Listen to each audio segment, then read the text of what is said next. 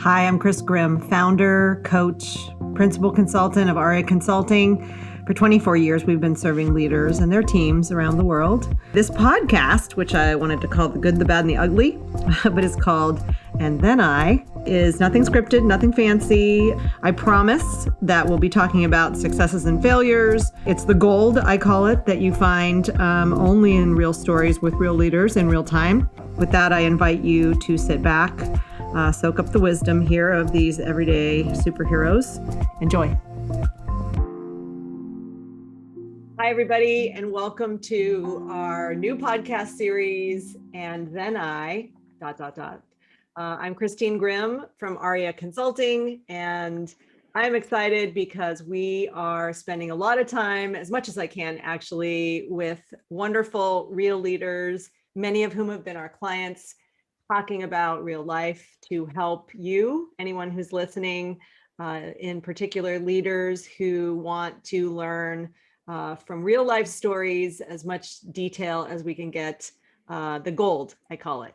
So without any further hesitation, I want to introduce you to my guest today, Jeremy Korst, who I don't even really know how to introduce you anymore, Jeremy, because I've, full transparency, everybody, I've coached Jeremy in numerous roles. I think we started in 2011 when you were at T-Mobile. Wow. I think it might have been your first vice president job.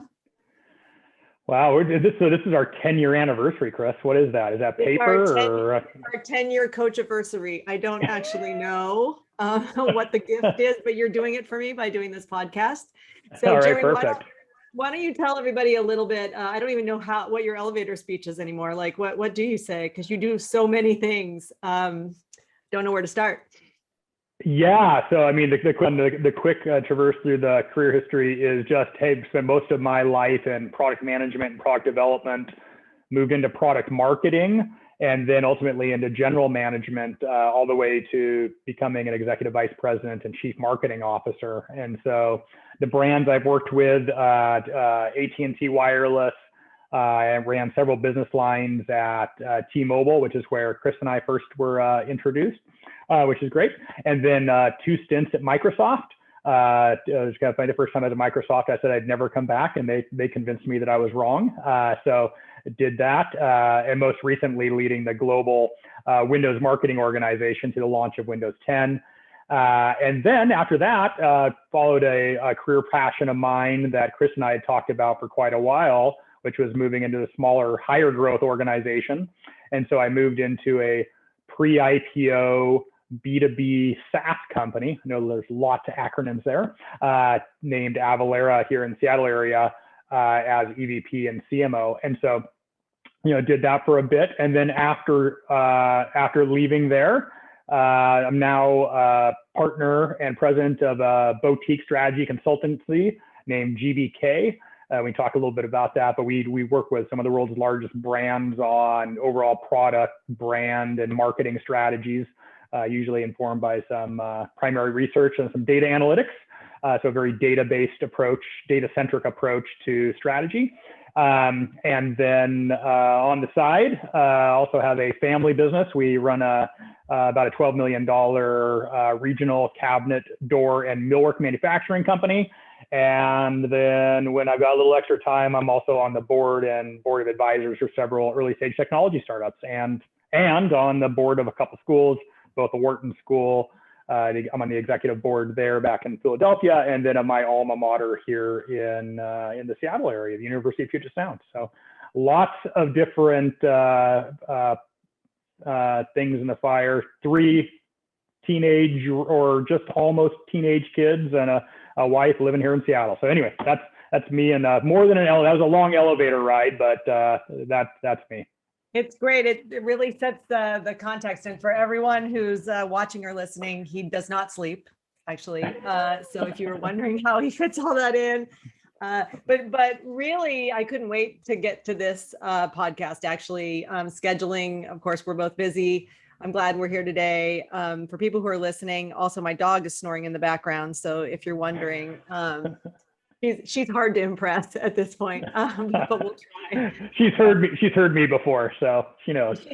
That's true. That is very true. So in the spirit of this podcast and the work we're doing to really try and, get some gold here, and maybe move past a lot of what I think is out there, which is really interesting podcasts and stories around leadership. But everybody, I have the privilege, if you haven't listened before, because I coach people and I know these people very, very well. I have the ability to kind of bring us back into, sometimes reflect into conversations where there was a lot of learning going on, et cetera. And so when we teed this up, I had asked Jeremy if today we could focus on the concept of alignment, something I think is somewhat misunderstood. I spend a lot of time, as you know, Jeremy, we talk a lot about that in real life, beyond a concept they might teach in a leadership class or a training, but really talk about what it means in real life. And since you've had the privilege, and I've had the privilege of being with you in multiple organizations, I thought we could just talk about that. Like, what are the dynamics of like truly creating and maintaining and sustaining alignment with your peers, with your boss, maybe your boss's boss. And now that you've done it, I've been able to see you do it, director, vice president, SVP, C-level. Maybe we can talk about the differences because I know there's people out there at all levels, and there's a lot of good life learning here. Yeah, and a lot of, it's very different. Also had the benefit of doing it at different size of companies, and also even, in academic and nonprofit settings too, at the board level. So, and I think, Chris knows well enough that much of my learnings has come through challenges and perhaps even some failures have to recover from. And so I think I'm able to, as we talk about alignment, talk about, hey, when it works well is how important it is, but also just, when it doesn't work well, to understand how that is. And so as we were thinking about this, just the need, I've had throughout the course of my career, I've had the benefit of some extremely strong leadership early on in my career of, men and women who stretched me, pushed me, really understood what motivated me. And I've had those instances throughout my career too. But then, in the middle part of my career and later in the career, I've also had probably what may be a more normal experience is when, working with leaders that aren't as aligned or aren't as, where we may not feel like there's as much of that type of relationship or thing. So, and, frankly, I've struggled personally when some of that has happened. I have really high expectations of leaders. I have very high expectations of myself. Because I'm an achievement-oriented individual, as Chris has helped me understand. Sometimes when perhaps my boss and I weren't as aligned as we should be, I instead focused on the work and the achievement, just saying, hey, that's a difficult nuisance that maybe I don't want to deal with, that instead I'm going to focus all of my attention on leading my team to do great things. And if I do that, that's going to overcome the challenges of alignment with my leader. And, sometimes that does work for a little while, but it usually doesn't work forever. And, so Chris has had to help me through some of these, these times where I would, find, frankly, excuses to not address some of that misalignment that I have with my boss or my boss's boss, because Chris, as you said, and we've talked about before, is that particularly in larger organizations, that's just imperative, really understanding the motivations, the desires, the needs and the expectations of your boss, but then your boss's boss, because you've got to understand that, because ultimately you're trying to help your boss and his organization overall be successful in the broader context. But anyway. I just want to say that you just said something really important. I want to make sure that anybody listening, who really is trying to learn how to be a better leader, maybe ambitiously wanting to, move up the ladder or across the organization, that this concept of alignment, is often not really understood. People use the word, and you just said a few things that are really important, right? One is that, first of all, alignment means something different in each relationship. it means different things in different organizations. Like you mentioned that a few minutes ago. So everybody, this is really for you to understand as a leader, no matter where you are in the chain, right? No matter how high or low you are as a leader in the organization or however you see yourself, that first of all, you have to start to learn what it means, what it looks and feels like when you are aligned with your most important stakeholders. And of course, your boss is a great place to start, right? Like you want to be in sync with your boss around not only what is important, but maybe we can talk about this, Jeremy, because I think it means a lot, right? Is starting to understand like what is important. What does it look like if we're executing the way that the organization, your boss and your boss's boss and other people expect it to look? Because oftentimes you might be doing a really great job, but you might not be completely aligned with how they believe or in sync with what they're expecting the process to look like. How fast or slow is decision making happening? How many other groups in the organization do you need to engage politically and get their buy-in before you do something? Like, to me, those are alignment breakers, right? Yeah. And also when I try to put myself back into that spot, like you're saying, Chris, probably the first real executive role that I had was getting promoted to vice president and general manager at T-Mobile, I guess 10 years ago, it sounds like, because you and I were introduced soon after that because of, in part because of my level there. There's that sense of, wow, I've made it. Now I'm an executive. I've got this large team and this mandate, and the company has, it's almost like you kissed the ring and been handed the sword of, the kingdom. And so because of that, it's also empowering. It's like, wow, they've done this because they trust me and they want me to go do these things. And, a lot of that is true. But then also the expectation of an executive leader at that level to be aligned with your peers. And I'm using the term a little bit more broadly now, but, to make sure that, of course, at T-Mobile, I had a P&L and I was responsible for a certain part of the business. So of course I needed to be able to achieve my objectives and deliver, back to the company, the expectations there. But that's a minimum expectation. It's true. True. The bigger expectation is like, hey, you're now part of this. You are part of the company. And so how are you, going out of your way to align with your peers and colleagues and other organizations to help them be successful, to do what's better, not only just for your organization, but for the good of the company. And also understand, frankly, that understand and appreciate the challenges of executive leadership, that right. This stuff, it gets harder at each level. It's like, it's so true. And then also, I think realize you get closer to the sun, you can get burned. Yeah, right. And so congratulations on your promotion. Get some sunscreen because right.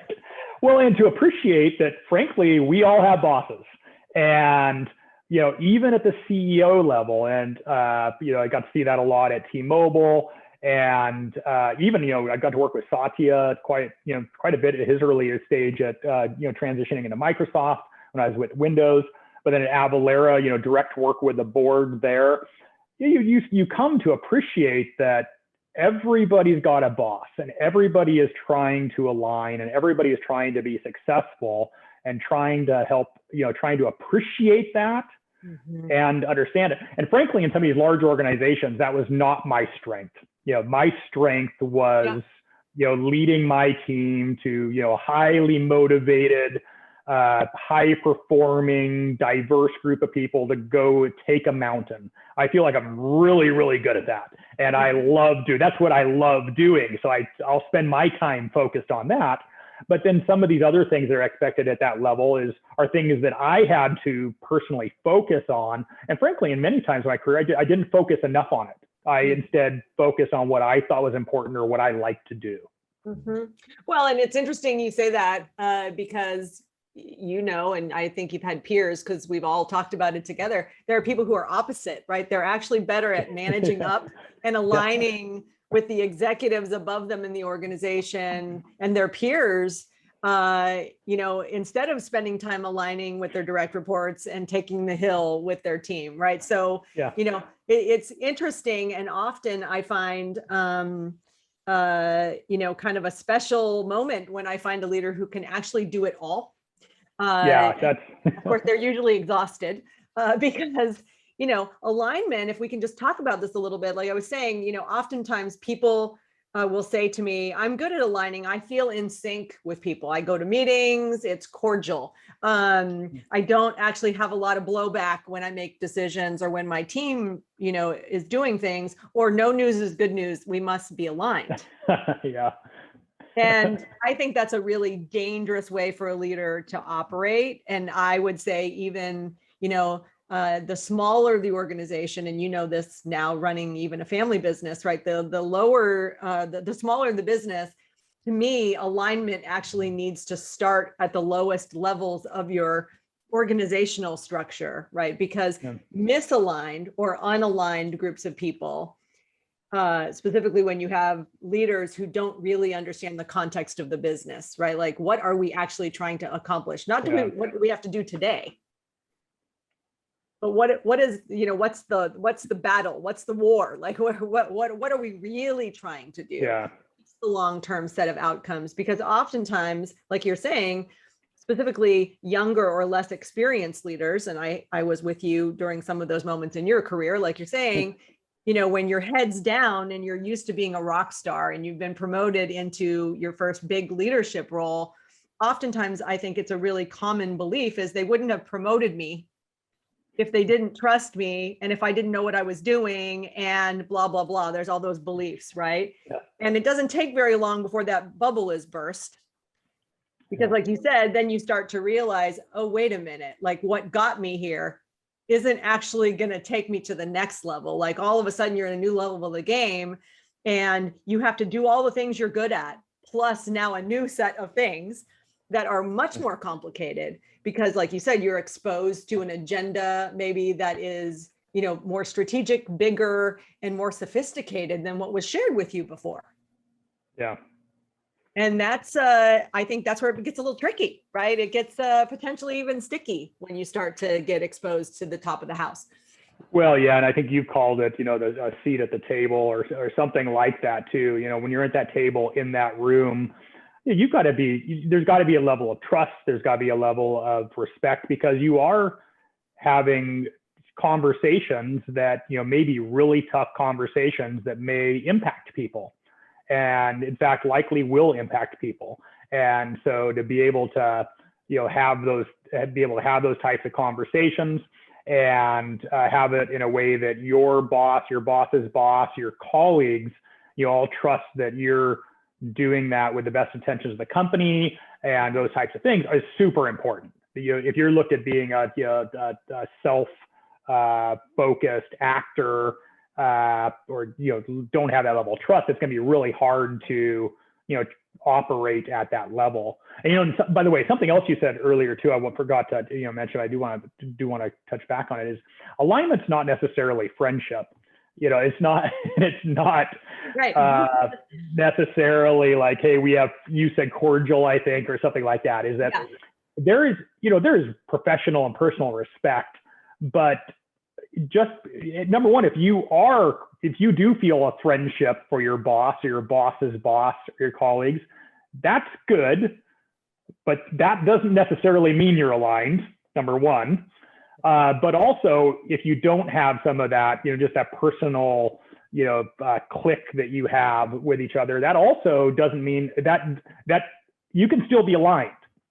Mm-hmm. And I think I have seen both sides of that. Frankly, with some people who I was friendly with outside of work or perhaps before the job, and we had a good personal relationship. And then when we were working together in a boss and my relationship, perhaps I just took it for granted that friendship. That's right. That we're aligned. And if person X wanted to, tell me something, they're going to tell me something, right? And that's not necessarily the case. Probably still going to have to work on the alignment piece. And then on the other side, I've had I've struggled, and Chris, you worked with me through some of this, of people where maybe I perceive we don't share the same personal values or the same work ethic or the same level expectations of leadership, whatever those factors may be, where that can frustrate me and think like, oh, I'm not going to be able to be aligned with this person. And it's like, no, if you're going to keep this job, and if you want to keep this job, we're going to have to find a way to get aligned, or otherwise, this is probably not going to end well. Something's going to happen. It may not be you're going to lose your job or something like that, but you're probably going to transition, and you need to find a way to transition into a different part of the organization or something. But, long run, this is going to be too costly for both you and your boss. Yeah, it's true. I was thinking back to some of the tools that you and I have used together for yourself and your team, but for the people who are listening or watching this, some suggestions. And I actually think this might trigger some good stories, Jeremy. But, early on, I talked to you about that trust funnel, right? And everybody, I bring that up because Jeremy's used the word trust a few times. And I believe that the foundation of alignment is some level of trust. And like you're saying, you don't actually have to like people to align with them and have a productive working relationship. And a lot of people have an issue with that, by the way. I know people want to argue with me, and I would just say, as long as you're on a planet with other people, you do have to learn to align with people that you don't necessarily like. And so the way you do that is you have to find what you can trust about them. And that means really, what is going to be the predictable experience I'm going to have with them. And, I think we've talked about this so much, right? Like, first of all, like, what is their character like? How do our character traits interact with each other? Like, so first of all, can we actually have meetings together that, feel comfortable or neutral enough that isn't distracting? So I always say to people, like, if it's distracting, if you don't trust someone's character, then you're not going to be able to align with them for a while, because you're probably not hearing anything that they're saying, right? You're just totally annoyed, or, feeling bad vibes or unsure, like I said, in an extreme situation, if you can trust them or not, which means you really can't hear what they're saying and think about. So we talked about character, competence, everybody. So, right, if you don't think someone's competent, chances are you are going to have a difficulty aligning and getting in sync with what they're saying about the business, specifically if they're trying to talk to you about your team and your team's goals. And if you don't think they're competent, probably not going to put a lot of weight in what they're saying, or want to potentially negotiate for resources or something that you might have to do to move something forward. And then the last category we always talk about, like I said, is, I've mentioned it a little bit here, which is critique, which just really means if you don't trust their character and you're not able to trust their competence, or you don't think you can, then again, their feedback, their critique of your part of the business, your ideas, probably not going to matter too much to you, which now obviously you can't build on that foundation, right? Alignment has to live somewhere on top of those things so that you can, and by the way, everybody, I'm not talking about kumbaya alignment. I want to make sure we didn't say that, Jeremy. Jeremy and I are talking about, like, right, functional, youthful alignment. Right? Something that has to exist, or else you can't get anything done. Yeah, and I remember, to me, the power of that framework, Chris unveiled that framework, or really, it was part of a core part of discussion at a offsite with my leadership team. We had asked Chris to come facilitate, but it harkened back to my really early in my career college days. I worked at the state legislature as a legislative aide. And it was back in the day where people actually talked to each other and actually tried to negotiate and compromise. And I remember an early lesson from one of those, very senior members of the caucus. There was essentially what Chris had said is that, hey, if I've got somebody who has opposing views, as long as I can understand them, I can predict the way that they are going to react to a certain situation, that we can have this type of communication. We can do business together. We're not going to agree all the time, but we can converse and make progress together. And that had. And so fast forward to a work group session, and this offsite that Chris and I were having, where she talked about this framework that she just talked about, the trust triangle. It just resonated with me. Like, wow, that's exactly what I learned however many years ago, and that I've seen throughout this. And I think it is super important, because with that, like you said, that becomes some of the baseline for alignment. And there may be some differences in even morals and ethics. That's when it starts getting really tough.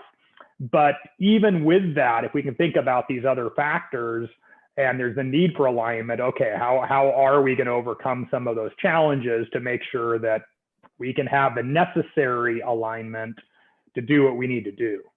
Mm-hmm. Well, you said something, there's two things I want to say, and I want to talk a little bit about, I think, the launch of Windows 10, because that was a pressure cooker, and it's really a great use case. Well, it's a great use case, right? Because you're under a lot of pressure, all of your peers and everybody. I not only had the privilege of being with Jeremy and his team, but sometimes in cross-functional situations with his peers and their direct reports, because it was getting down to the wire, right? The launch. Yeah. And of course, like any product launch, which is probably normal in any organization, there's a lot of details. There are a lot of moving pieces. And of course, Windows 10, kind of big launch, going to impact a lot of people and their systems in the world.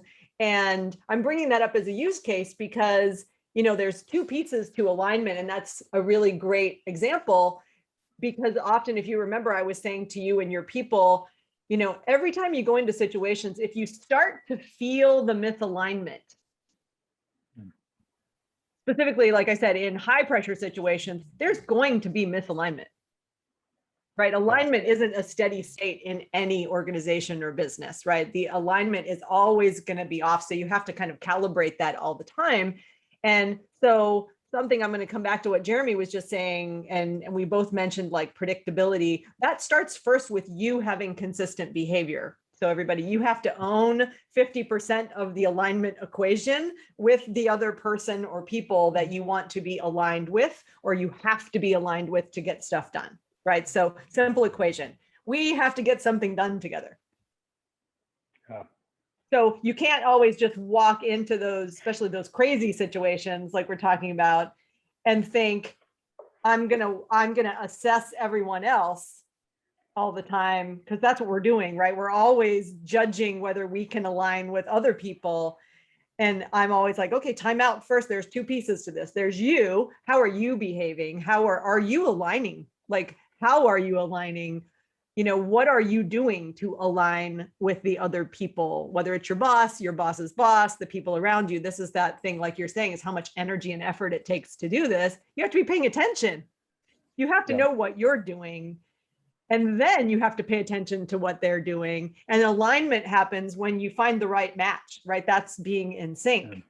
And that's why I'm saying the Windows 10 thing is interesting to me, because that was such a pressure cooker that to me, it was like a huge Rubik's Cube, and my in wonder of it all with all of you is I was like, wow, to launch a product like this, it is just constant alignment. Every email, every text message, every meeting, right? There could have been 10 things you needed to align on.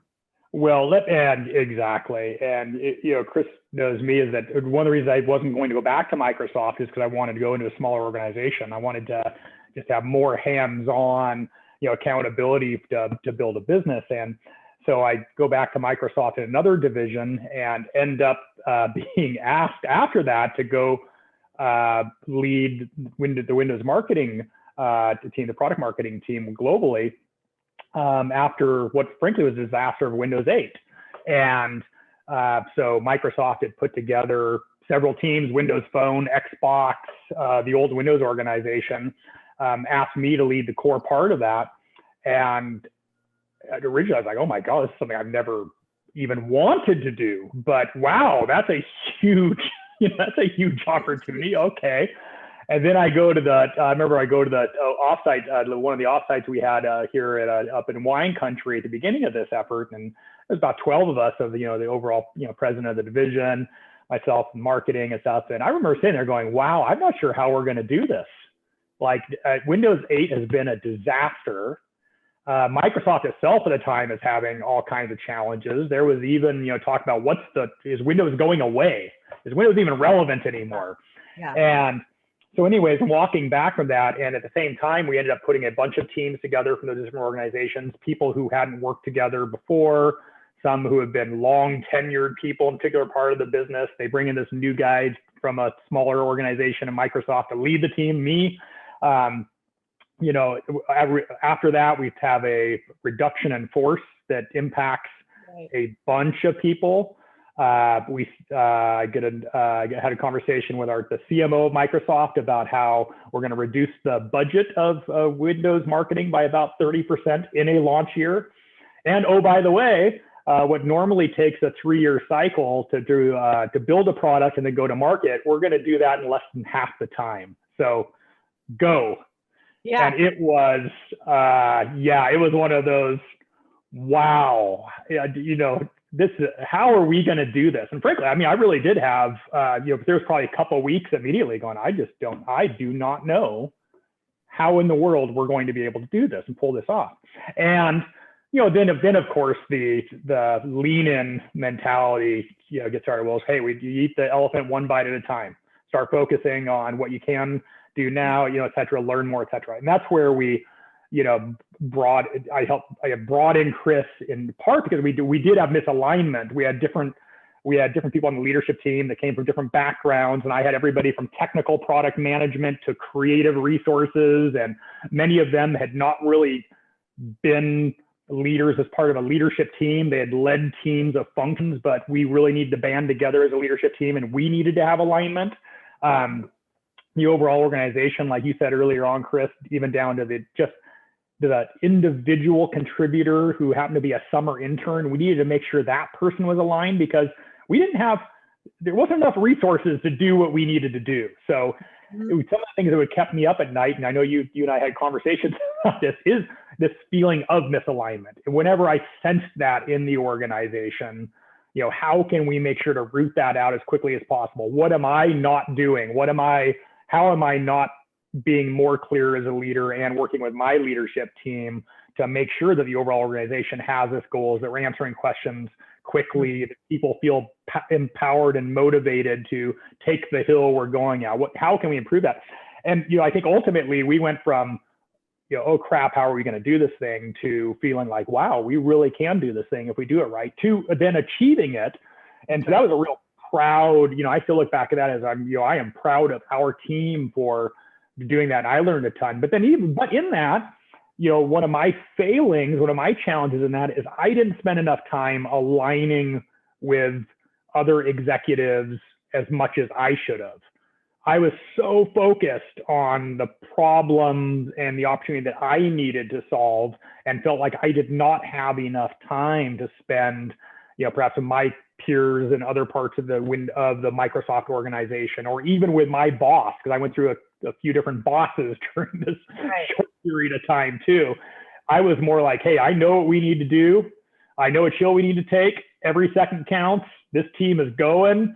We're taking that hill. And it was a really fun experience because the team really did become energized and motivated around that. And we drove really good alignment, I think, over time. But then, like I said, my challenge is that I did not do that. And frankly, that, after the launch and after things settled down, we started thinking about, life for Jeremy after that in the Microsoft organization. That came back and, didn't bite me per se, but, it made, essentially it didn't, you had to pay that toll. Yeah. Later on. You always sacrifice something. That was great, by the way. Thank you for kind of telling that whole story, because that's why I said it's a use case, right? Like it was degree of difficulty 10. It was tons of pressure on the organization. It was high profile, right? So, many people will have their whole career and never have that. So thanks for being willing to talk about it. I think a learning for everybody here, which is why this is gold, right? Is like you said, that, I think a wisdom that comes with leadership experience is at any moment in time, you probably are sacrificing alignment with some stakeholder group, with someone, while you're building it with another. Right. So if you only have so much time in the day, and I don't care how many devices we have. Believe me, I have 2 phones. I have a computer.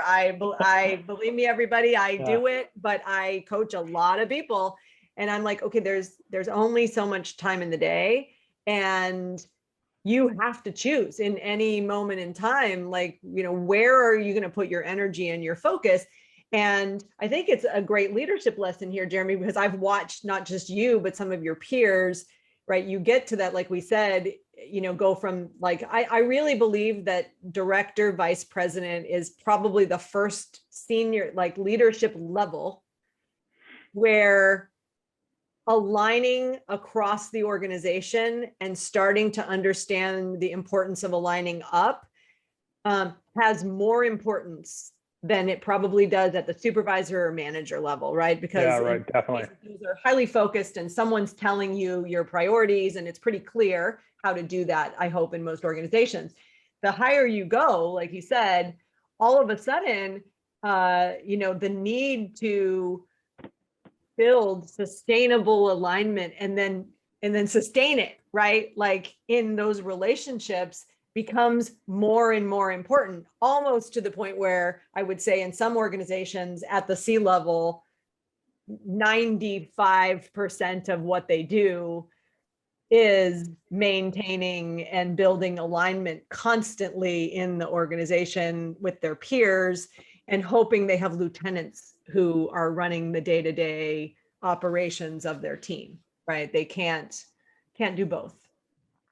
Yeah, I think that's absolutely true. And I think it's also, knowing that part of that wisdom is knowing the type and size of organization that you can be focused on. Because I do think that we can learn and use that wisdom to incrementally get better at certain aspects of who we are and the way we do our job. We can't, but it's really hard to fundamentally change. And so even when I think back to the Windows experience, I think with the wisdom, like you call it the wisdom that I learned from that, I do think there's a few things that I could have and would have done better around some of that alignment. But you know what? I probably still wouldn't have done enough to be completely successful at aligning up and diagonally, because that, frankly, is just not something that I like to do as much.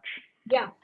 And so for me, and I think that's for everybody, other people have different likes and what they want to do. So that may be great. But now I know, like, hey, I like a smaller organization with with a leadership team that has mutual respect, et cetera. We're all taking the same hill, et cetera.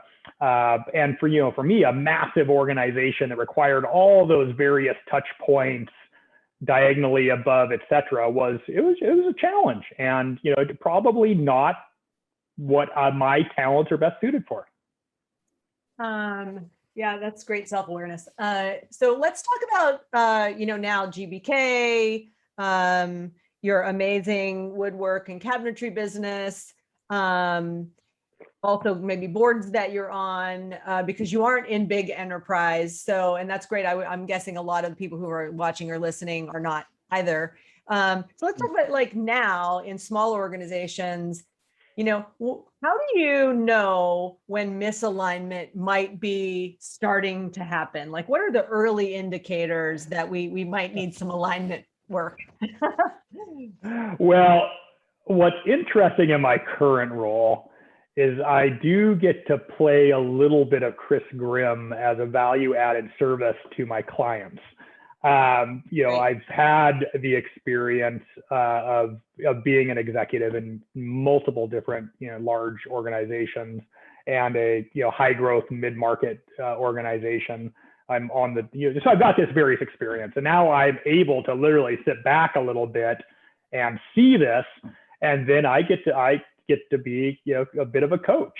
And I get to be a bit of a coach from, hey, we've been asked to work with a team on strategy. Of course, part of strategy, the implementation side, is change management, and change management is a big part of that is what we're talking about. It's like organizational dynamics and alignment that is required such that the organization can take these, what we think are really, really smart ideas, but then actually go act on them. So, I get, some of these where, perhaps, client, where we're in a meeting and a client's presenting and the boss is detached, right? Yep. I mean, some of this stuff is super basic, and, or we're having struggle getting engagement from a key stakeholder within the organization that is critical for my client's success, both at the strategy and personally, or for the personal professional side. I can see it when I've gone and talked to the CEO or another C-level organization. I hear that person's vision for the overall organization, and then we're working with the client, and for the direct client. And in some cases, it's a matter of even just perspective, like where the CEO is trying to push really, really hard to go from a traditional model to a new digital model, or moving from a B2B company to a B2B2C company, and you feel this aggressiveness and you feel this market sense and competitiveness, and you can talk to a stakeholder in the company, and they've got a different perspective for whatever reason. Mm-hmm. And so, like many things, I think it's a lot easier to see these things when you're detached from them a bit, at least a degree, and you've had those experiences. If you threw me back into one of those roles, one of those executive operational roles, I think about this all the time, would I have blinders on still? Would I be able to see this stuff? Or would I be able to use the smart strategies that GBK pontificates on with our clients once I get into the rigor of day-to-day real-world work? And, I've been there, so I know that's tough to have that awareness. And, I hope that I'm a little more enlightened now, but I know I wouldn't be perfect either. Well, like you said, I think that when you're in it is difficult. You said a few things. I want to pull them out so that people could even make themselves a little checklist. And by the way, it doesn't always mean full misalignment. So what I'm going to say here, and Jeremy, you can kind of check me on there, is that early warning of misalignment, like you said, is disengagement. A really obvious one is people saying different things, right? I mean, duh. But that is misalignment, right? Like if the team might be all shaking their head yes and agreeing when you're in a meeting, and then outside the meeting, you're hearing different versions of the story, or people are unsure all of a sudden outside of the meeting, or they want to revisit it in the next meeting. To me, that's an early warning of we might not all be completely aligned around something, the expectation of what we're supposed to do, or maybe how we're supposed to do it. And then I would say to everybody, that doesn't mean that doesn't need drama. So Jeremy and I are not saying, by the way, that you have to put a ton of effort in, and you don't want to create drama where it's not, and you don't need to jump into drama or have it. Misalignment means just maybe a clarifying conversation. Right. So, hey, time out. I need to talk to you and just make sure we're aligned about X, Y, Z. And if we're not, okay, it's good for us to know where we're not completely aligned, and then determine, does it matter? Right. Right. Because sometimes misalignment doesn't actually matter. Sometimes it really matters. Right. So I think this is like one of those leadership skills that when someone gets this idea and starts to be savvy about what it means to be aligned with peers, the boss's boss, and then leverage it, right? Like, okay, I now know how many conversations it takes me to align with that person over there and stay aligned. So by the time our team has to make a real decision to execute on a new program, execute on that next thing, that when it's time to make the decision, first of all, we're going to be a united front in some way, right? Like we're ready to vote. It's for real, and it's not going to cause a lot of swirl.